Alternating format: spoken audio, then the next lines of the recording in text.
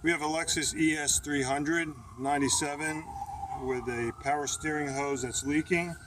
Usually the leak is one of these junction points where the metal connects to the rubber. Right here on the passenger side, you can see all this oil leakage right there. So this is the high pressure hose, and the low pressure hose is right over here. And that shows like it's leaking. What happens is the hose dry rots and the clamps lose their clamping force. So we have a replacement for that as well.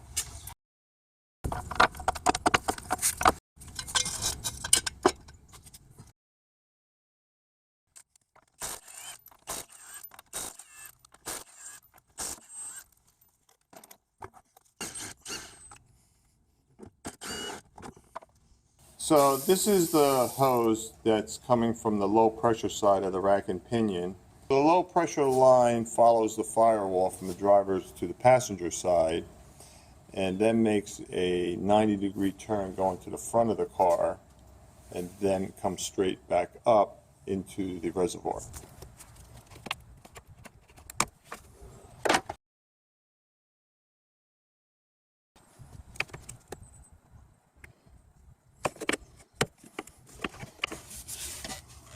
Now I'll disconnect this hose from the bottom of the pump.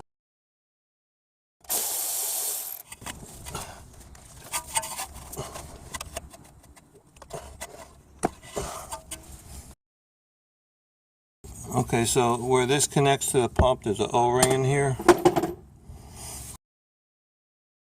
So this is the power steering low pressure hose, and we'll be replacing this with this one. This is the banjo bolt high pressure side on the power steering pump, so you got to use a 17mm socket to take this off. But first there's a electrical connection that connects here. You disconnect that, unscrew this, and then use a 22mm to unscrew the banjo bolt here. Use this 19mm long socket with this wobble extension.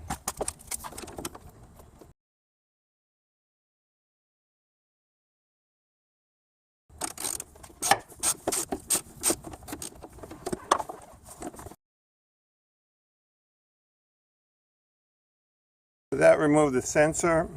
Now we'll go to the banjo bolt.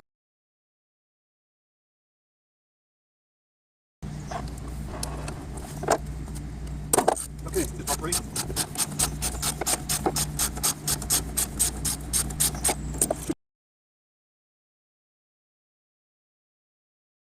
Okay, and here it is.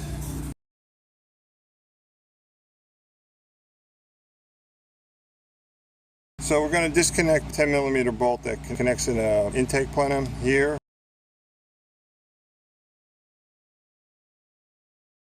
I got the nut out, but I couldn't use my 1/4-inch ratchet because it was pushing up against this stud over here. So what I used is this right angle bent box wrench, and then I was able to get behind there and just relieve the tension, and I was able to get the nut out. See this? Now this is loose. You got to go to the other side to take the 10mm bolt off this bracket over.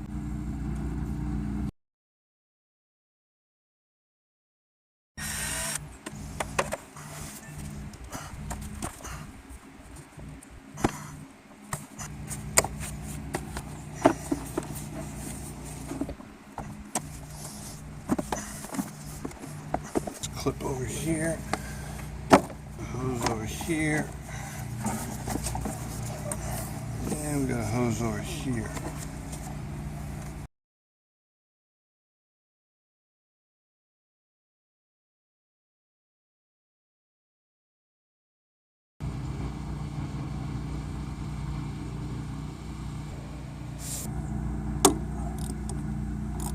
Okay, just broke it loose.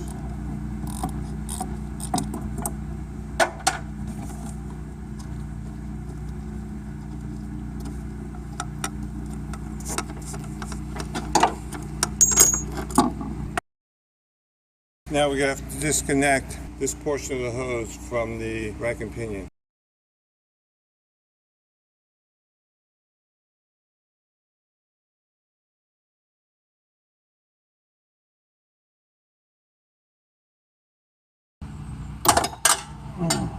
Okay, got it loose.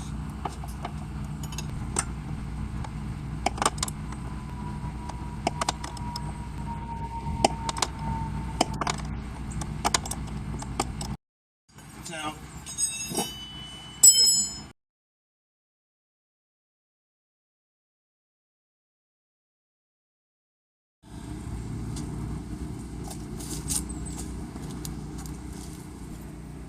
Is that correct right there?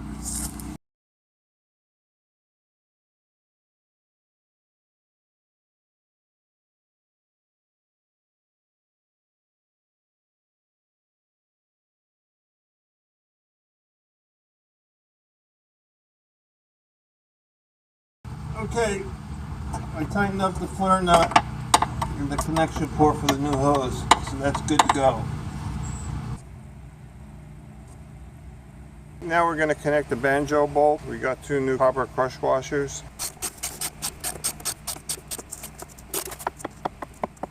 Now install the power steering sensor.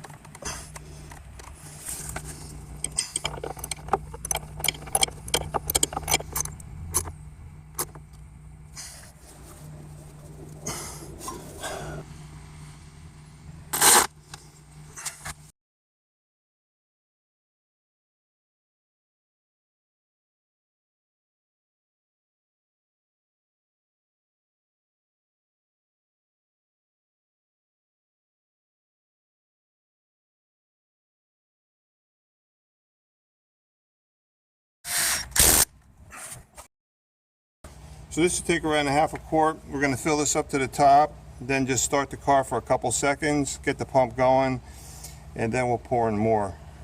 So it's going to initially foam up while pushing out the air pockets. Okay, the fluid level dropped. Pour some more in, and then we'll start it up. It should be fine. So if you want a general idea on the basic layout of a Toyota rack and pinion unit with respect to the high and low pressure lines, I have a link to a video where I replace a rack and pinion unit on a Toyota Avalon.